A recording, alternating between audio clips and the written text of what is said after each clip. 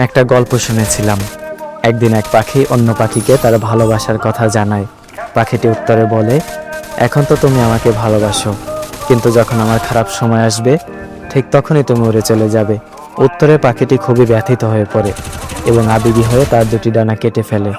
তারপর সে বলে, দেখো, এখন তো আমার কাছে ডানাও নেই, আমি কখনোই তোমাকে ছেড়ে যাব না। তারপর তারা একসাথে জীবন কাটানো শুরু করে। একদিন সবকিছু ভেঙে তুমুল ঝড় আসার সম্ভাবনা দেখা দেয়। ডানা কাটা পাখিটি বলে, অনেক ঝড় হবে টের পাচ্ছি, তুমি আমার চিন্তা করো না, নিজের যান বাঁচাও, তুমি উড়ে যাও। সে সাথে সাথে উড়াল দিয়ে বিপদসীমার বাইরে চলে যায়। পরক্ষণে জানতে পারে তুফান আর আসেনি। সে আবার সেই পাখিটির কাছে ফেরত যায়।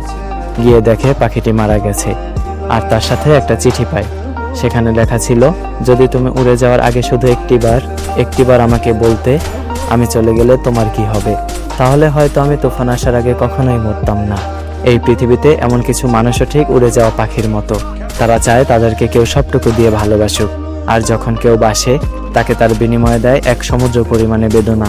এই মানুষগুলো ওয়াদা হিসেবে শুনতে চায়, কখনো ছেড়ে যাবে না তো, কখনো বদলে যাবে না তো, অথচ একটা সময় পর এরাই ছেড়ে চলে যায়।